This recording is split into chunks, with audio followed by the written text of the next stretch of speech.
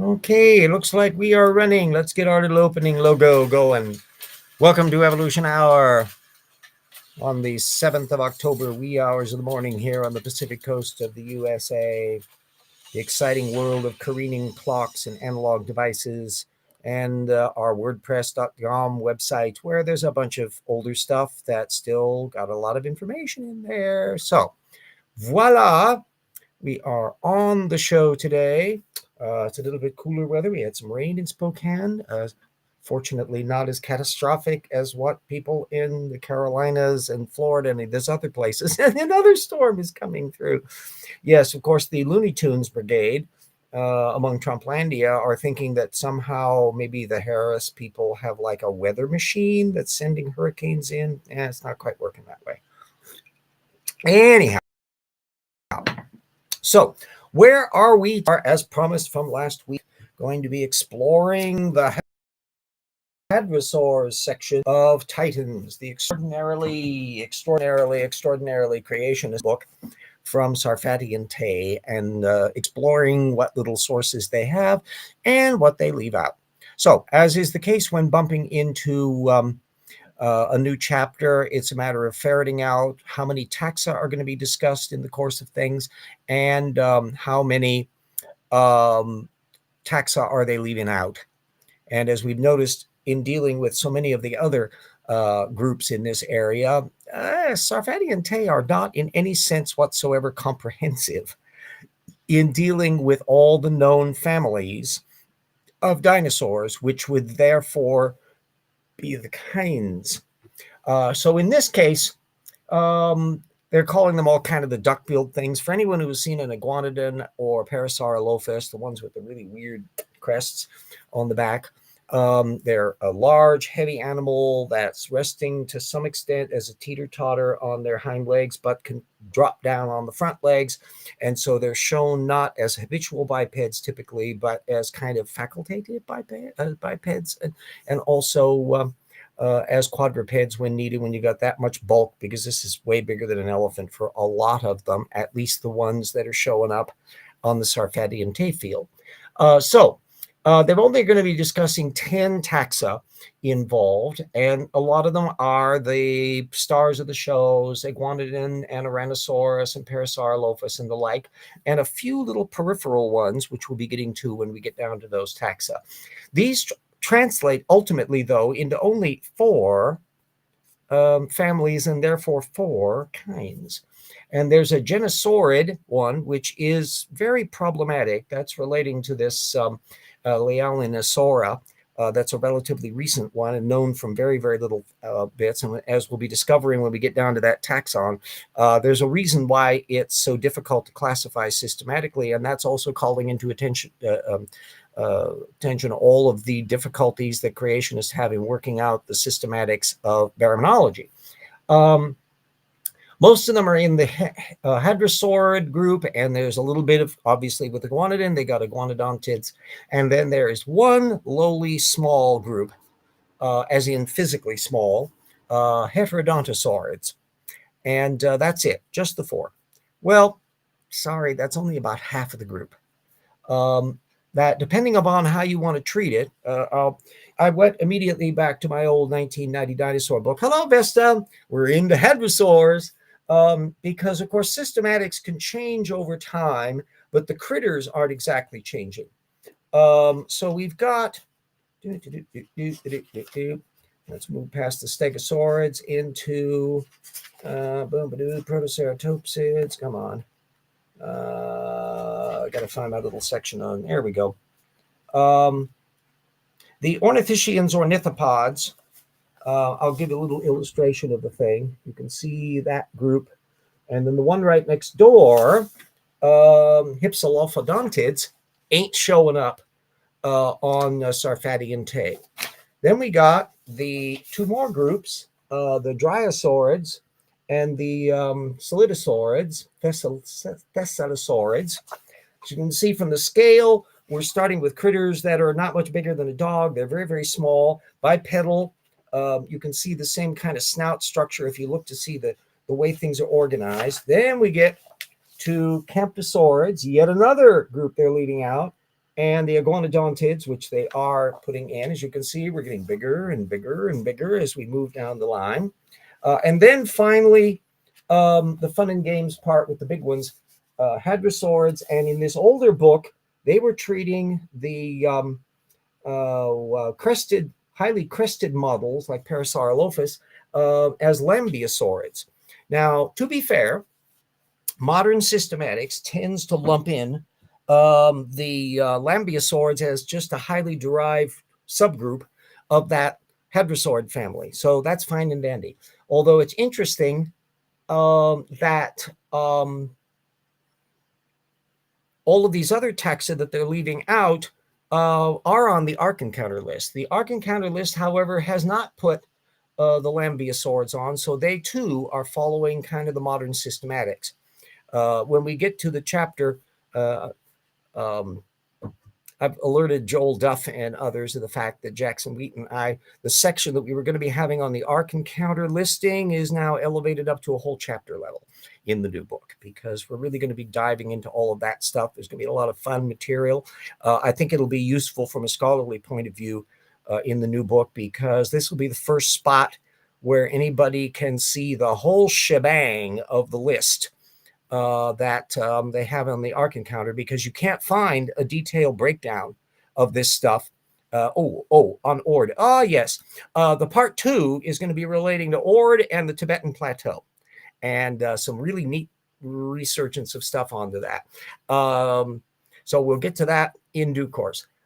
So because of the fact that the Sarfati Tay books simply leave out half of the family groups in these ones, I felt, heck, I think you should have some sources so that you can look it up on your own. So the Hypsilophodontids, that are the little small one, they're a very old family of small ornithopods, which back in the 1990s, and I'll be putting a link up to Weishampel's piece, they tended to regard as a single family in terms of all of the taxa that were lumped into them. But modern systematics, as more fossils have originated, have tended to view a lot of that as paraphyletic. So they're still Hypsilophodontids, and they're still in their own little separate family, but a lot of the taxa have been moved over into other areas. So I'll be putting a paper up from 2015 from Boyd et al., which will be going into some of that stuff. Again, that is showing up on the Ark list, and it's also on a thing by Marcus Ross, the young Earth creationist paleontologist from 2011, over at Rival Answers in Genesis, where it's basically just, oh gosh, isn't this cute little critter?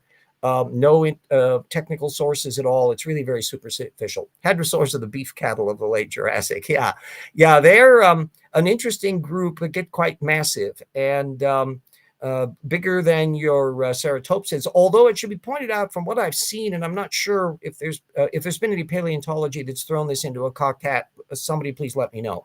But as I recall from the distribution, the dominant critters that are in the herbivore department, at least in our side of North America, on our side of the Niobrara Seaway, are ceratopsids. You do have a whole slew of hadrosaurs, and as it turns out, as we'll be getting into some of these other little taxa, some rather fascinating little adaptations, which incidentally the creationists don't get to because they don't deal with the taxa, but the evolutionists will. So the Dryosaurids, that next group, moving up slightly bigger, they're containing some dubious taxa as well, but there's a brand new paper, 2021 by Madzia et al. That'll be clarifying a lot of the little details on that. Now, your Thessalicidosaurids are quirky because they're only a single genus, but they're sufficiently distinct that they do get a family status, and they were briefly famous because years ago, a supposed fossilized heart had been found, or which they thought was one, and boy, that got pushed back, and whoop, nope, sorry, we didn't get an actual fossilized heart. It misrepresented it. I'm not putting the sources up to that little thing. I think we may have alluded to it in volume 1. I'd have to check back on it. Anyway, because it's so sparsely known, it kind of remains tricky to locate phylogenetically, although a paper from 2014 by Boyd, The same Boyd of the 2015 paper on the hypsilophodontids. Oh, God, I'm mangling some of these terms on there. There's more tongue twisters in some of these little smaller taxa than you can shake a bloody stick at. Anyway, Boyd 2014 notes its resemblance to the aforementioned Dryosaurids. So if you were looking at these critters chronologically and morphologically, you're seeing groups that are starting out small bipeds, and then they're branching off into ever larger forms, and they've got cousins that are becoming so big that they're on all fours. La-di-da. Doesn't that kind of look like evolution? Yeah, but it's also transcending the family boundary and therefore the kind boundary and therefore macroevolution in the very way that creationists don't like. Oh, so dinos are just big lizards. Yeah. Well, I'm old enough to remember when that was the perspective of what dinosaurs were. Lumbering creatures, tail dragging, and all the rest, which makes some of their treatment of how dinosaurs were very, very active in, say, King Kong from the 1930s, kind of bucking the trend. But where you really started to have the dynamic, even though this had been an ongoing thread in dinosaur paleontology for quite some time, the kind of popular accounts tended to treat them as that, to the point of where dinosaur had the connotation of a big failure. So in the 1935 Things to Come H.G. Wells science fiction movie, they refer to, he snarkily refers to the battleship Dinosaur to indicate, if you wanted to show that something was obsolete in the future world of 1940, as the Second World War is beginning in that scenario, well, we'll just talk about the battleship Dinosaur being sunk. Anyhow, when we start moving into the 60s and 70s and the Robert Bakker era and a lot of that, now all of that is really, in a way, going back to the dynamic view of dinosaurs that were occurring back in the 19th century. So things go around, things come around. So anyway, back to our Arthrosaurids. There's a paper from 2023 that we'll be putting a link up to, Button and Zano, good old scientist Mr. Button, which are identifying specializations for burrowing. In other words, that they've got some interesting little features on their claws, and there's going to be, I think I got one of the little papers floating around in here from that Button paper. They actually went into great detail on the brains, because their skulls are really fairly well known. And then there's also some neat little information where they're working out the dynamics of their relatives and why they are able to discern this possibility. They span, 500 million years, some failure.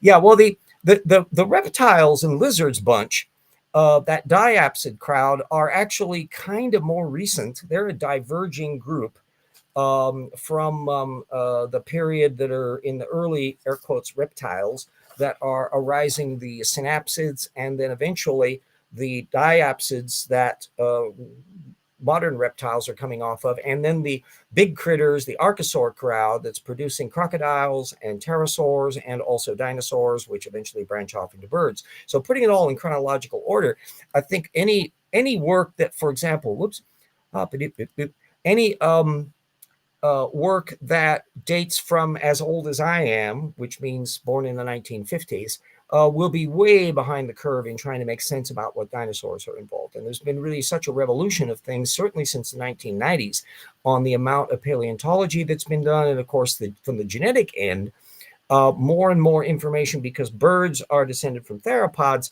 They're able to get clues about the dynamics of dinosaur evolution, at least in that theropod branch, in part by looking at what's going on in their bird descendants. So things are very, very exciting from the paleogenomic department, as we've been pointing out on various topics over the many, many years that we've been doing this little shtick. So back to our cute little lists here.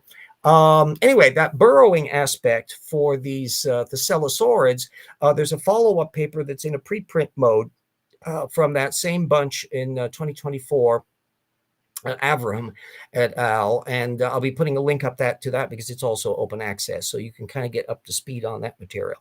All of this is just miles away from anything in Sarfati and Tay, who don't, after all, even bring up any of these material, even to source cite them. Now, when we get to the Camptosaurids, they are smaller than iguanodontids and operating at kind of like the basal end of it, at least in a treatment that McDonald 2010 has put up. And I'll be putting a link up to that little puppy. You can see the problems that would be coming up for creationists if they were having to systematize all of the critters available, or even all of the critters within their projected kinds, which is what we're going to be slamming into in future when it comes to the Lambeosaurs as groupings within the Hadrosaur thing. That's a lot of diversity that's going on within that group. Perfectly fine within a systematic family, but is it stretching the boundaries of what a kind should be in such a way that if they apply that rule rigorously, how can they keep Australopithecines from being in the same kind as human beings? You can see the difficulties on that. And so this is an intractable problem in the terms of the double standards that you have to get in on systematics. And we'll be delving into a lot of little quirky details between Nathaniel Jensen's stuff and the CMI material that we're seeing here in Sarfatigan Tay versus the stuff that we're getting from Answers in Genesis through the Ark Encounter in that chapter in the new book on the Ark Encounter kinds to show there is trouble in systematics land. Now, then the Lambeosaurs, then we'll be dealing with them in terms of there being a subset with the taxons that are coming up like Parasaurolophus and all that stuff later on. Now, Ord, dear old Michael Ord.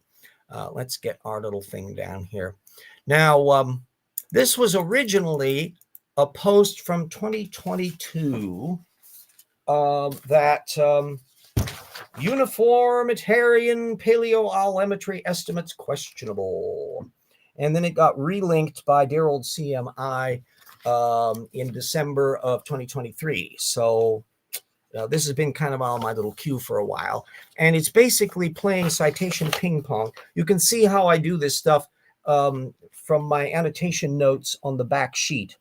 So what I try to do is to go through and track down all the source citations to put into my master catalog to keep track of what's been linked to by anti-evolutionists. And a big chunk of it is rehashing material that they've been doing in previous bits. But the whole issue, for those of you who are unfamiliar with paleo geology running over the last half century, there's that plate tectonics thing. And India, which used to be parked down in the southern hemisphere, disengaged and did a ricochet off of a hot spot by where New Zealand is today. And that sent it moving northwards across the Indian Ocean, crossing the Reunion Island hotspot during the Cretaceous, generating the Deccan traps that we all know and well. And then it continued moving north until it slams into Asia, pushing up the Tibetan Plateau and also forming the Himalayas. La-di-da. Well, how many processes? Was it all in one big continuous lump? Was it in stages? How exactly were the paleoclimates in the Tibetan Plateau? Blah, blah, blah. You can imagine there's a hell of a lot of science work going on this, and it has been ongoing over time. And so what we've got is Ord trying to do citation ping pong to try to weasel his way in to think, well, my creationism can account for this just perfectly fine. As usual, there are all these little oddities that pop up in trying to track down the detailed material. For example, there's a one that has an impossible page number, 582 from the Ingalls paper, which even if it's a typo for 532 doesn't help because that would be just a reference list page. So he's citing something in a paper with a mistake. Now, everybody can make mistakes. I can make mistakes. Typographical errors. To err is human. But this kind of stuff pops up a lot in their apologetics, where there will be things where they will put the wrong lead author, they'll put the wrong year, they'll put the wrong page number, they'll forget to put relevant information into a source citation, which suggests a certain level of apologetic haste on doing their work and a lack of proofreading. And that would mean that it's occurring at a level all across the literature where, typically in a bunch of stuff that I'm looking at, maybe a dozen papers during a week, odds are that I'll hit a couple of them that's got really eccentric footnoting mistakes like that. Anyhow, the newest paper on the list is from Ingalls 2020, and I'll be putting the link up to that so you can follow it. So viewers can compare that literally with how Ord tries to discuss those issues. Now, we're starting to get into the fun and games stuff with all the rest of the material. It's interesting that the Wikipedia entry on the Tibetan Plateau hasn't even got to that New Ingalls paper yet, which gives you some idea that even Wikipedia is not exactly lightning fast on a lot of their material. But of the ones they do draw on, two of them are criticized in the Ingalls paper. Gia 2015 and Sue 2019, which are available. The Sue one is available open access, so I'll be putting that one up, which is about the pacing rather than what exactly was happening. Not one of those sources, incidentally, appears in the Oard paper, such as Zhu 2013 on what happened to the Cretaceous Qiantang terrain, and Tremblay 2015 on erosion evidence. We'll note also that it has a co-author, Matthew Wielicki, who has come in the years since to be something of a climate science denier, a contrarian. I've had some little interactions with him on Twitter as it is. So you always have to remember that the world of science has a broad range, and sometimes there are some screwball people who are operating in these collective papers.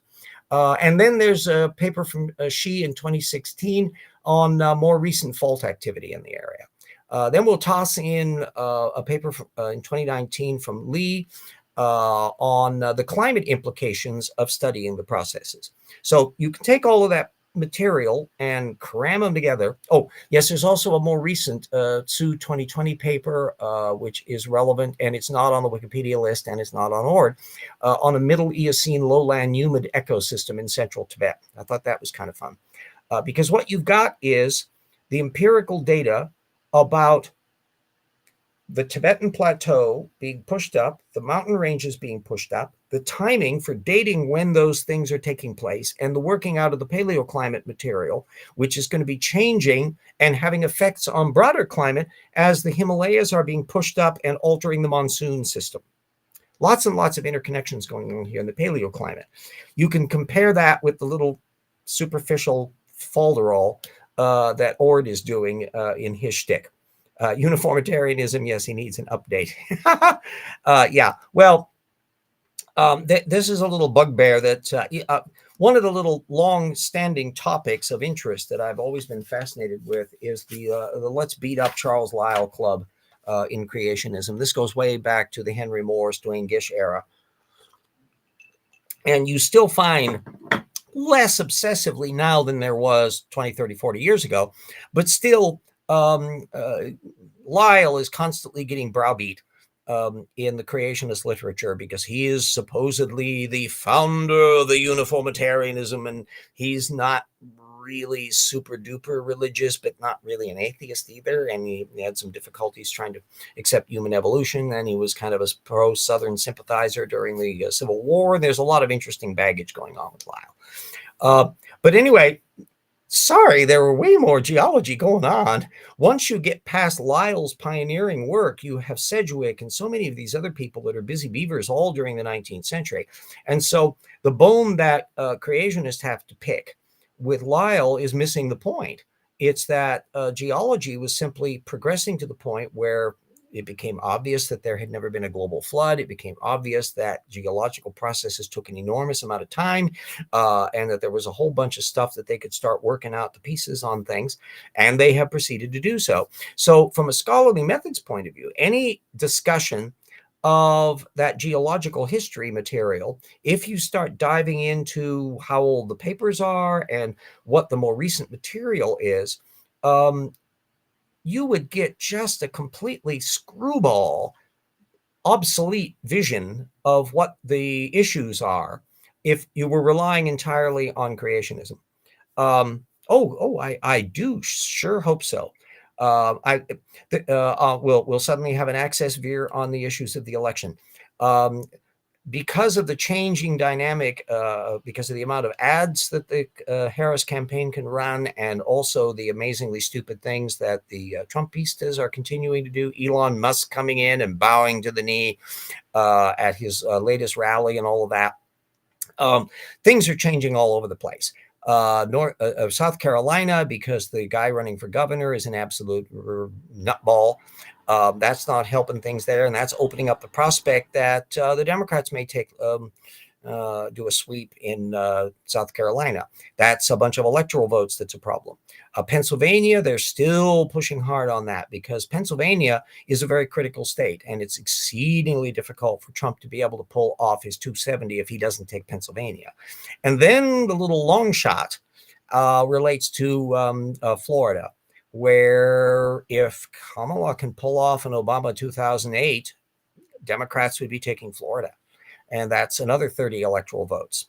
Then there's individual cases. It looks like Ted Cruz might actually not be reelected this time. Somebody who is so disliked by his colleagues that even the people who like him can't stand him. So that's an interesting little bit. And then, of course, the Senate races all over the place in some of the obscure areas. Washington is relatively conventional.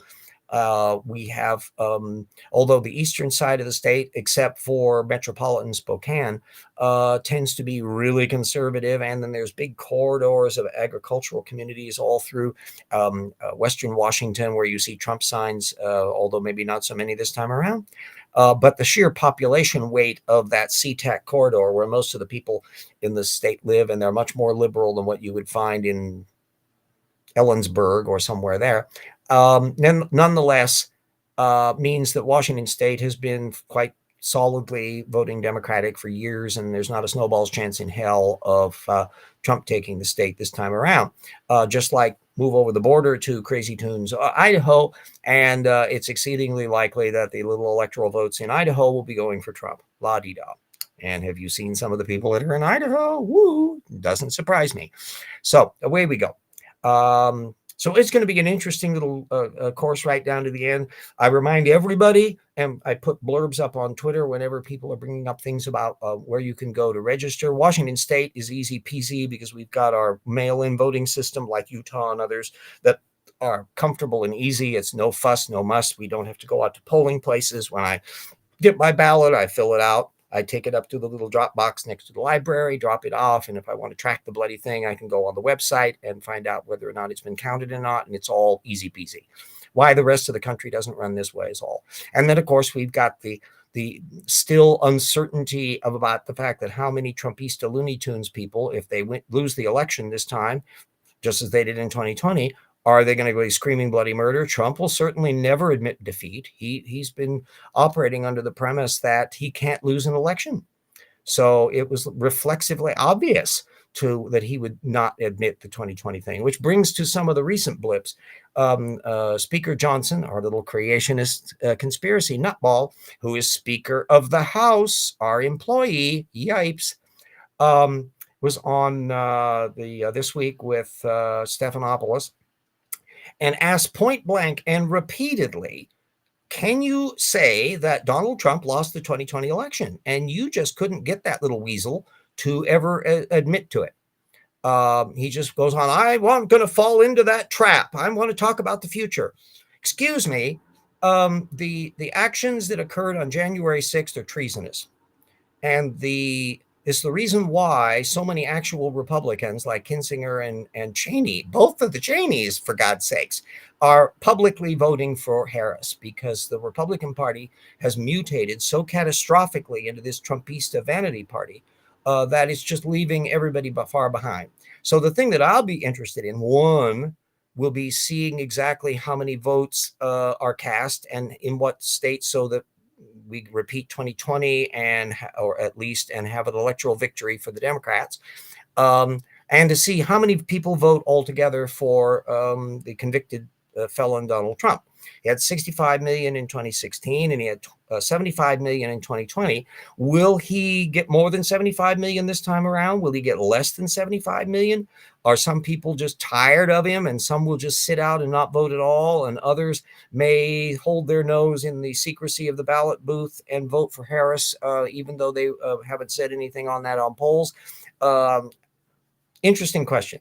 Will it drop down in all the way down kind of close to that 65 million, or worse? Oh God, it'd be catastrophic for Trump if he couldn't even pull 65 million this time around. So that total number is going to be very, very revealing as to the strength of that MAGA movement in terms of the population.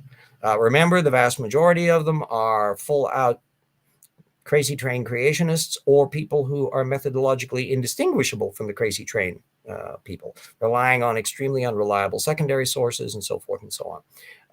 I'll be bringing up those little points at that conference on Christian nationalism that's taking place in Spokane later on this month. So we've got a busy little thing on our little plates on that. Anyhow, so you'll have had with the Oard material then a really nice issue about the paleogeology and the meticulous material back and forth on these various technical papers, some of which Oard cited, but most of them he seems to be oblivious to. And that will give you a just humongous range of stuff. My gosh, some of these little things that the little thing down here. Trying to squeak through my little fingers. Yeah, the Tremblay paper. That one is a really neat little one. If I point out the things I'm doing here, I'm doing this at Nick Zentner level. Zentner, who puts links up and stuff on his websites and that, he doesn't do the screen sharing mode on these kinds of things either. So I figure, heck, I'm not alone. If somebody as marvelous as Nick Zentner gets away with this. And then the Sioux paper, that the one from 2019, no high Tibetan plateau until the Neogene. So they're all debating about exactly when and how high that plateau was going. And in part, it's a thing basing on paleoclimate material. They're digging down for deposits to find out what was alive. Certain things live in certain climate zones. And so they're using all of those things to try to work all of that out. You will notice Middle Eastern lowland, humid subtropical Shangri-La ecosystem in central Tibet. That's another one of the little papers. That's the Sioux 2020, the brand new one from December. The Ingalls one, which is cited by Oard, it's quite a lengthy little thing.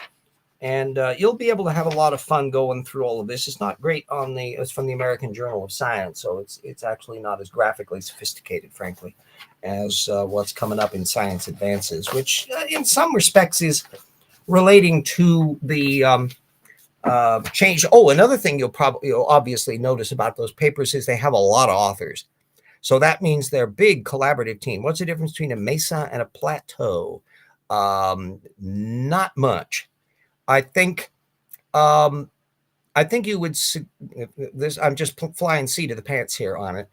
Plateaus would probably have a bigger size, and you can have plateaus because of erosion around them, whereas a mesa is something far more distinctive and kind of tall enough that it's just kind of sticking up in the middle of things. But it's like trying to describe is it a mesa or a tepui? That's how things down in like Venezuela and that figured in the Lost Worlds story of Arthur Conan Doyle relates to that. So it's nomenclatural. Just like is something a canyon or an arroyo or and how big do you have to get to have a stream versus a river? And how big does it need to be an estuary? And how big do you need to be classified as a continent? How big do you need to be classified as a planet? What are the criteria? And sometimes they'll tinker around with their terminology on it. But I hope, Lisa, that you will not be losing any sleep about trying to deal with the difference between a mesa and a plateau. A geologist could come in, I hope, and give a very, very specific detail on that. It's looking like we'll be into 2025 on volume 2. I've just now concluded the Armitage section that's going into volume 2 on the soft tissue stuff. I'm quite pleased with that material and pulled the latest skivvies and ups and downs and ins and outs on that. And so now I'm clearing my decks to move on to the next big chapter that I got to deal with, which is the cosmology chapter. It's an interesting thing because 2 of the big answers books are really slim on the cosmology part. They've got 1 chapter in one, which is kind of, along the way poo-pooing the Big Bang. That's it. And then in the revised, more modern version, I think Jason Lisle is the one that did the chapter, and it's a single chapter. So the vast majority of the anti-Big Bang cosmology stuff is not taking place in those answers books. And of course, nothing of that is popping up in your intelligent design literature or old Earth creationism, because they're happy with the Big Bang and all of that. So it's a niche material that's occurring at the apologetic level with a constant drumbeat at Acts and Facts and the various publications, CMI, Creation Magazine, and all of that. And then a narrower frame that doesn't involve a colossally large number of people. I mean, you've got Jason Lisle, and there's just a couple other cosmology people, and a few kind of hangers-on, Russell Humphreys, and a few others are kind of floating around the periphery. But it's not exactly vibrant, and it's very limited as to how many people are involved on it. We'll be going into a lot of stuff on planet formation, on stellar formation, obviously, and historical bits about how creationism has mutated over time on this. The obsession with the second law of thermodynamics, it still exists a little bit in the creationist literature, but it's not nearly as relentless. It thinks the Big Bang can be dealt with in one chapter. Well, you remember I'm an arrogant bastard. Yeah, I think I can deal with it in one chapter. Yeah. And not only just Big Bang, I've been keeping really close tabs on the incoming technical literature in relation to galaxy formations and black holes, and the new material from the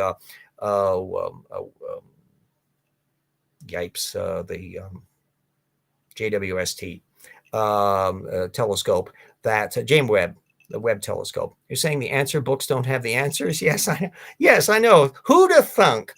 But it's very interesting to compare the fact that Jackson had bought a whole bunch of these things, and I had several in my own collection as well.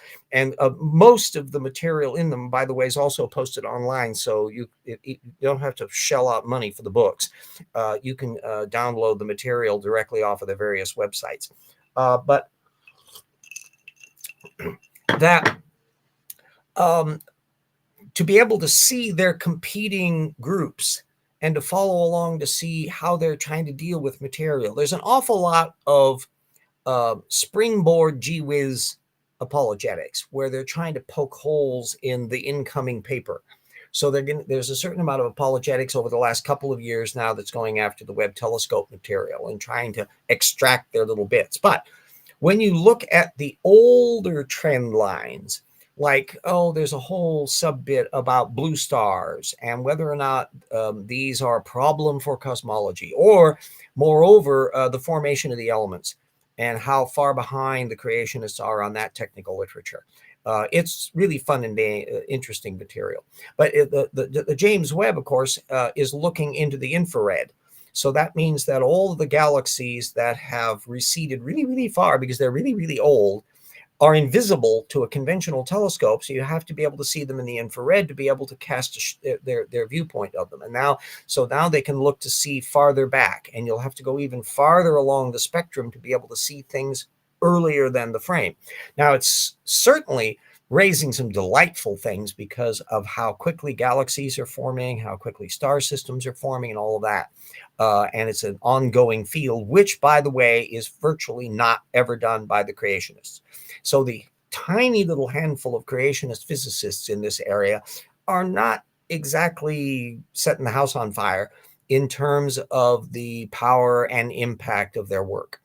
Once in a while, they'll be publishing a little technical paper and things, or they might be doing little sidebars, but it's really, really essentially in-house in the Journal of Creation, Creation Research Society Quarterly, Answers Research Journal, that kind of stuff. And then a lot of apologetics that occurs in the forward stuff in Acts and Facts and Creation Magazine and all that sort of stuff. So it'll be an interesting bit to collate and coordinate all of that material and simultaneously bring up the changing positions of creationism over the years, just in the same way creationists have changed their views on plate tectonics and continental drift from the Dwayne-Gish era. Their views on speciation have changed in terms of how they have to accept hyperspeciation and all that. How do they account for the universe expanding? Oh, that's a fun one, yes.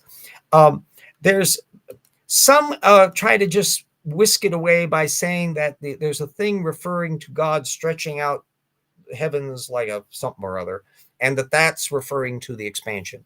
The problem is they're trying to have it all take place in a tiny time frame, which then gets us back to the whole point about how fast can things move and how much energy involves and what's going on in planets.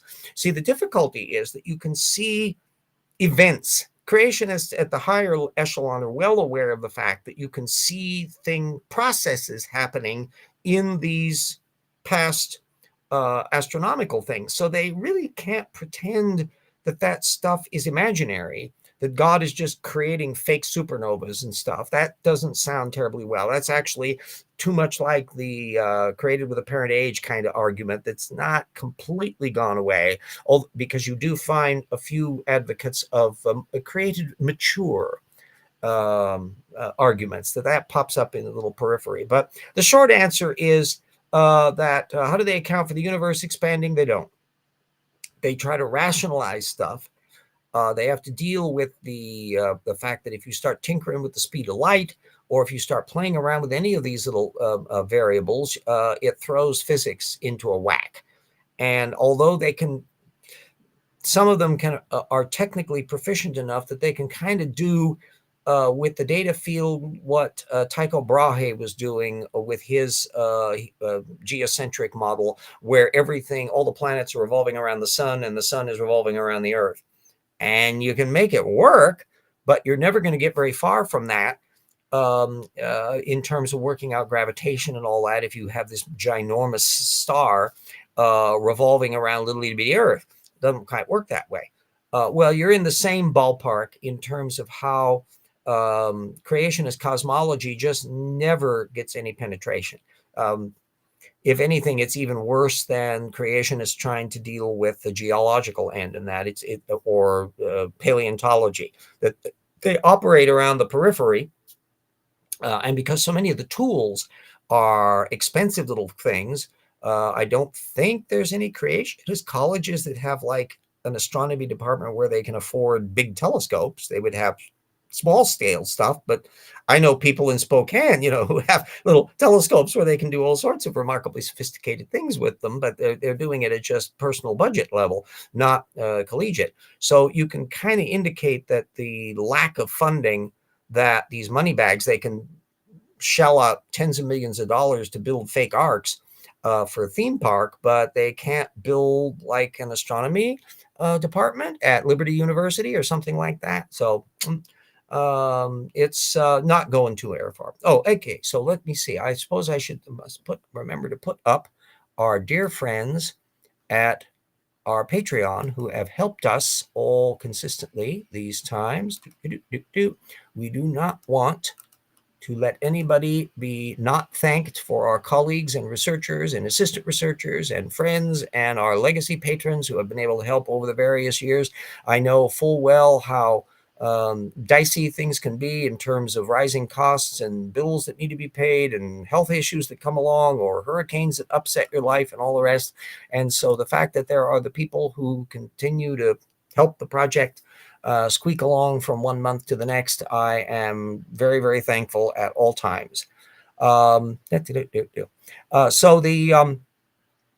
that chapter is going to be a fun one, and there will be material that will be popping up with Kent Hovind and stuff. One of my favorites that goes way back into the Henry Morris era, and you don't really find dumb on quite that scale on the cosmology side typically today, and that is Henry Morris, who was arguing that the craters on the moon were made by lightning bolts in the battle between St. Michael and Satan. Okay. That one has not been continuous in the modern creationist view of things. And then there's going to be stuff on meteors, and then there'll be stuff because of the Oklo reactor thing, and the bits about deep time from that end of stuff. There's I think that'll be the chapter where I'll be able to squeak in material on a little sidebar with Kent Hovind. It'll be in an info box on the World War II aircraft that was crashed in Greenland, and how creationists have tried to make their little bits about that. These pop up because it occurs in the swirl of things relating to Kent Hovind debates, of which Big Bang is coming up as part of the other aspects. So we'll be trying to not miss any of the details on the stuff, because there's so much geology, and then of course the human evolution chapter and all of the material is on that. There's a lot of stuff going around in there. And my goal is to try to keep as up to date as possible in terms of the creationist apologetics, so that we'll be having their latest right up to the publication of the book, as much of it that we can dump on as possible. So anyway, oh God, we're in a good full 45 minutes. On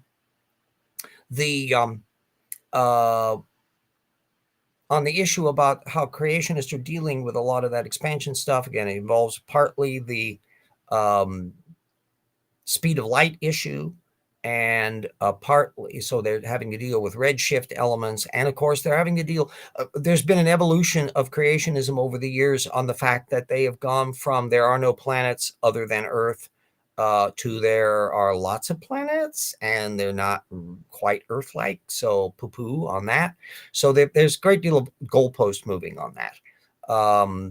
The odds of finding a life-bearing planet with liquid water oceans and oxygen in its atmosphere too close to us and detectable by the kinds of interferometry and all the rest and spectroscopy is a long shot. But if that should happen, holy smokes, you're going to have some more goalpost moving on the part of creationists, or for that matter, if we go out to Europa or find issues of where there was life there in the past or currently. I'm still not holding my breath on that prospect, but nevertheless, that's other areas where we deal with whether or not life originated only one spot in the universe, or if it's popping up a couple times in our own solar system. That completely changes what numbers you want to plug into your Drake equation. So, oh yes, dear old Kent Hovind, even in creationist circles, that's an absolute truth. Kent Hovind is the Donald Trump of creationism, or Donald Trump is the Kent Hovind of politics. They're isomorphic. Kent is so far down the line. It hasn't been. Is there actually new claim from creationism isn't over 10 years old? I can't think of any offhand. You could, in effect, say the soft tissue thing, but it actually goes back quite a bit more than just the last 10 years, and was blipping along even before Mary Schweitzer's work got mismangled in the field. But of course, certainly by 2012, 2013, and Armitage is starting to get into the field on that frame as well. So for at least the last decade, it's been just their obsessive little detail. But apart from that, I can't think of a hell of a lot that is in fact new, and an awful lot that is in fact evolving away from the doctrines of previous creationists. One of the little areas we're going to be having a lot of fun with is going to be the discussion on the paleo worlds and the actual geological information on what existed in the past before Pangea, and compared to the conflicting cartoons of what is supposedly the pre-flood world. And it's just fair to say, gosh, they haven't thought that through. And then, of course, another thing that we'll be alluding to in the new book that I have been watching for the shoe to drop for a long time, and finally a tiny little shoe has dropped, which relates to how the hell are the creationists supposed to be dealing with Egypt?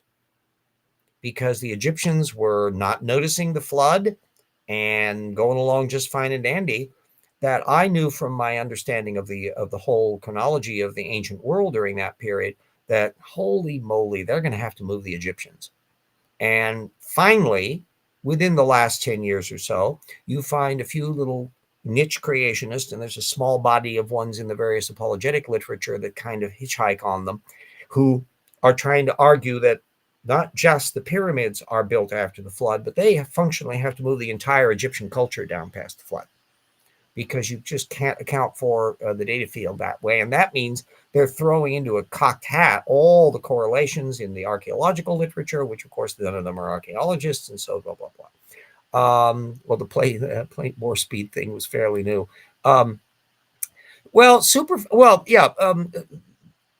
Catastrophic plate tectonics, that's actually quite old. I think he first popped up by Austin, and others were pushing that starting in the 1990s.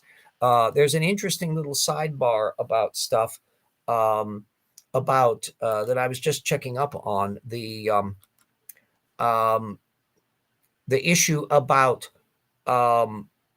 paleocurrents, and it relates to the heat problem, but it's the whole bit about how do you get the stratification of the deposits through the Mesozoic and before the Mesozoic and after the Mesozoic and all of that. And so you have a view that Ariel Roth, the old creationist point of view, the Henry Morris era, was you just eliminate the mountain ranges, and none of them really were geologists, and so they didn't really think too much about how the hell you get those little layer cakes of things. They would just point to fossil graveyards and go, aha! That was the Henry Morris approach. Eventually, more people, as you start getting the Steve Austin crowd and that, over in the corner, Ariel Roth, Roth comes up with the zonation approach. And to some extent, you could classify, I think, Kurt Wise and a few others are kind of orbiting in that area. And that's the idea that what we are perceiving as the geological periods are critters that are living in like a zone. And then one of Ariel Roth's pictures, and I think it's been repeated by Andrew Snelling in one of the Answers book chapters, is that there would be little critters up here, and then as you go down slope, there's the stuff that would be before the Mesozoic, and then you go down slope, and there's stuff before then. That doesn't make any sense in terms of the actual layouts of things, and that kind of cartoon is not something that has been widely disseminated in the creationist literature. Then still more niche then is Oard's approach, which is this beds model is the thing that he has. A briefly emergent something or other, to where things get back to your mesa and plateau thing. His illustration typically is like a little mesa that's stuck up above the water, and the flood is coming in, and poor little dinosaurs are being drowned, and then then the water recedes in the kind of sloshiness. He's very vague about the details, and then new water comes along and lays some more sediment down, and so it's kind of this roller coaster surging material, and it's all at the cartoon level. Not exactly a stampede, as I can tell, this of support for this. He was really starting to push this by 2016 or so, and he still is pushing it to some extent today. And there's a tiny number of glee clubs. Tunstra, I think, is about the only one that pops to mind that actually is supporting the thing. That it keeps on going. There's also in looking through the Acts and Facts thing. They did a research compendium at the end of their 2023 Acts and Facts publication year. So it's squished in between September, October, and November, December, I think. And it is just this glee club pile up of little short squibs from their very small network, Tim Clary and a few others, that are repeating how wonderfully tremendous their contribution is. I mean, it's at Donald Trump level of preening. And what was really funky is one of the ones where they were talking about the rate project. I think Baumgartner was the one that wrote that chapter, either Baumgartner or Humphreys. I'd have to look back. Anyway, he acknowledges that the rate group thought about the heat problem. They were like tiptoeing into it. Not that they had an explanation for it. And of course, we'll be making a big deal about the heat problem in volume 2, where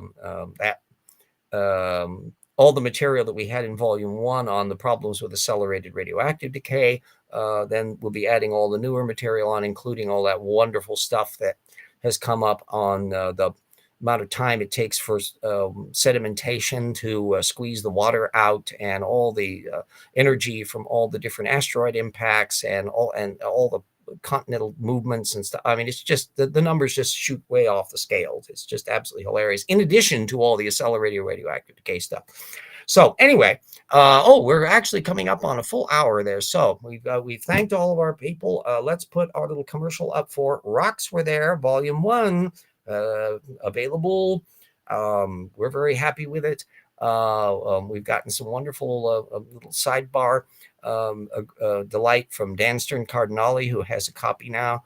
And Dapper Dino, I signed Dapper Dino's copy when we were in Colorado with our bunch that went to the Grand Canyon a couple of years back, and up and down. Eric has done good work on the yes. She did the most. We'll be citing it in the new book because nobody had pulled all the little connecting knots together as beautifully and as effectively as Erica did. And so we'll be alluding to all that little material. She is a meticulous and delightful one, and far more personable than old fart me. I mean, my gosh, in that era, she's just absolutely a gem in the field. And she's all part of our network that we have, our Science Friends network on Twitter, where we exchange material and find out other and put stuff back and forth and up and down and in and out. So anyway, let me put up a little advert for the book. Come on. There we go.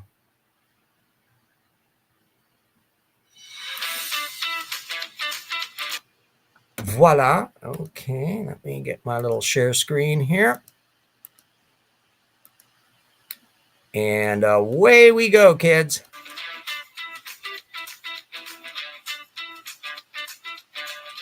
And if you think it looks like a thick book, that's because it is a thick book. It is literally at the limit of how big Amazon can print.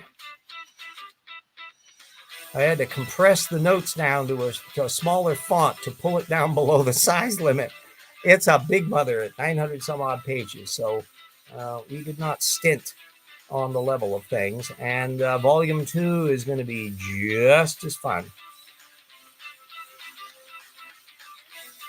You'll learn more about, well, we'll have quite a few additional appendices on there. There's a special appendix on all the flood tales around the world and all the dumbness on that front, and material on the carnivory issue. And there's a lot of neat things happening.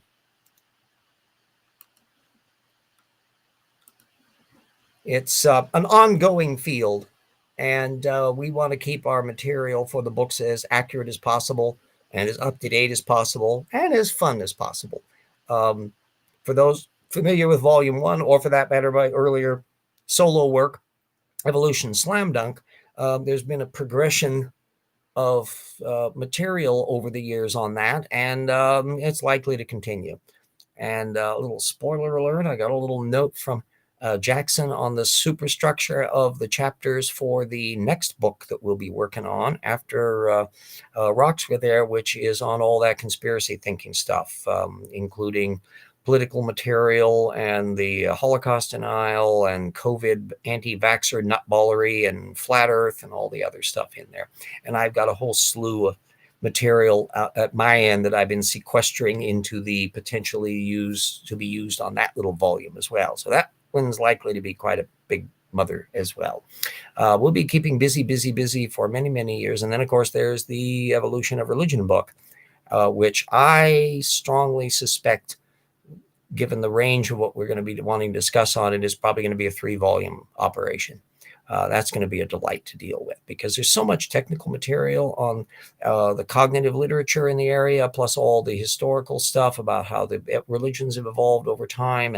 And then, of course, the whole issue about when did religion arise in the human species and what evolutionary pressures may have been involved as to why we keep on doing that, along with sex. So anyway, there's going to be our little projects for the future.